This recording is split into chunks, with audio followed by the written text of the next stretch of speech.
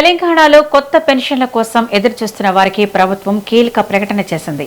August 16న Medaram నుంచి కొత్త పెన్షన్ల పంపిణీ కార్యక్రమాన్ని సీఎం రేవంత్ రెడ్డి ప్రారంభించనున్నట్లు మంత్రి సీతక్క తెలిపారు. సమ్మక్క సారలమ్మ గద్దెల వద్ద కార్యక్రమం ప్రారంభం కానున్నట్లు అధికారులు తెలిపారు.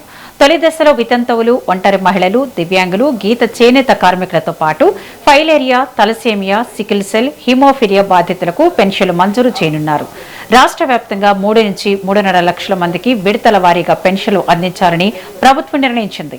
మహిళలు, దివ్యాంగులు, అనారోగ్యంతో ఉన్నవారికి ప్రాధాన్యత ఇవ్వనున్నారు.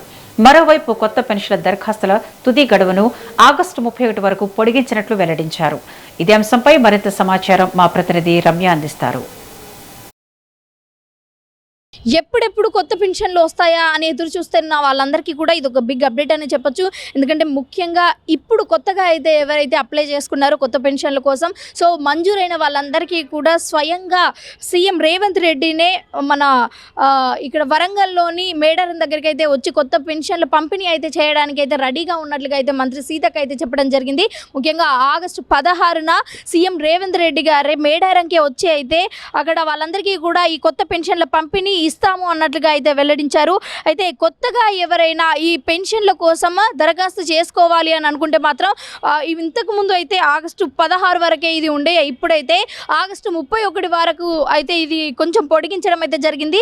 సో ఇక్కడ ముఖ్యంగా అర్హులైన వాళ్ళందరికీ కూడా ఇక్కడ 2 విడతలుగా అయితే పడే అవకాశం ఉంది అన్నట్లుగా తెలుస్తుంది. అండ్ ముఖ్యంగా 3 నుంచి 3.5 లక్షల వరకు అయితే ఇవి మంజూరు చేయనున్నట్లుగా అయితే తెలుస్తుంది. ముఖ్యంగా ఒంటరి మహిళలు, అలాగే అనారోగ్యంతో ఉన్న వాళ్ళు, అంటే దివ్యాంగులు, అలాగే ముఖ్యంగా వచ్చేసి వృద్ధులు, వీళ్ళందరి కోసం అయితే కేటాయింపు చేయడానికి అయితే రెడీగా ఉన్నారు. అయితే ముఖ్యంగా గవర్నమెంట్ చెప్పిన దాని ప్రకారం చూసుకున్నట్లయితే ఓవరాల్గా 7 కేటగిరీలలో అయితే ఈ కొత్త పెన్షన్లు అయితే ఇవ్వాల్సింది ఉంది. బట్ కొన్ని బడ్జెట్ సమస్యల కారణంగా అయితే ముఖ్యంగా ఎవరైతే వృద్ధులు ఉన్నారో వృద్ధులు, అలాగే ఒంటరి మహిళలకు మాత్రమే ఎక్కువగా ప్రాధాన్యం ఇస్తున్నట్లుగా అయితే ఇక్కడ చాలా క్లియర్గా అర్థమవుతుంది.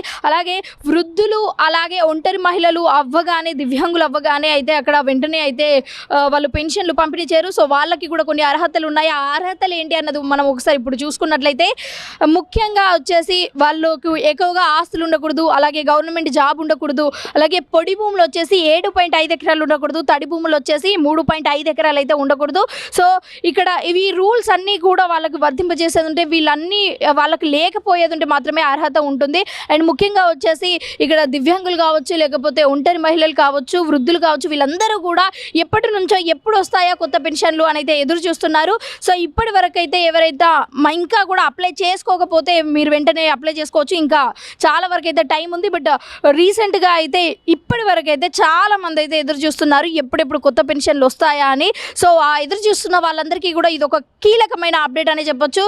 సో కొత్తగా అయితే ఎవరైతే అప్లై చేసుకున్నారో వాళ్ళందరికీ కూడా ఒక 2 విడతలుగా అయితే పడే అవకాశం అయితే ఉంటుంది. ఇప్పుడు మొత్తానికైతే చూసుకున్నట్లయితే మన తెలంగాణ ప్రభుత్వం తరపున 3,50,000 మంది వరకు అయితే ఈ కొత్త పెన్షన్లు అయితే అంటే వాళ్ళకైతే వర్తింపజేయడం అయితే జరుగుతుంది. ముఖ్యంగా చేనేత కార్మికులకి కూడా కొంతమందికి అయితే మలేరియా, డయేరియా ఉన్న వాళ్ళకి కూడా కొంతమందికి అయితే ఈ ఏవైతే కొత్త పెన్షన్లు ఉంటాయో వాళ్ళు అందే అవకాశం అయితే ఉంటుంది. బట్ మోస్ట్లీ అయితే గవర్నమెంట్ చాలా వరకు అయితే వృద్ధులు, అలాగే ఒంటరి మహిళలకు మాత్రమే, అలాగే దివ్యాంగులకు కూడా అయితే కొంచెం ఎక్కువ ప్రాధాన్యం ఇస్తున్నట్లుగా అయితే మనకు తెలుస్తుంది. సో ఏదేమైనప్పటికీ కూడా ఆగస్టు 16న సీఎం రేవంత్ రెడ్డి డైరెక్ట్గా మేడారం గద్దెల మీద నుంచే అక్కడ ప్రతి ఒక్క మహిళలకు కూడా అండగా నిలుస్తూ, అండగా ఉంటాను అని ఒక భరోసా ఇస్తూ అయితే అక్కడ పంపిణీ చేయనున్నట్లుగా అయితే ఇక్కడ మంత్రి సీతక్క చెప్పడం జరిగింది.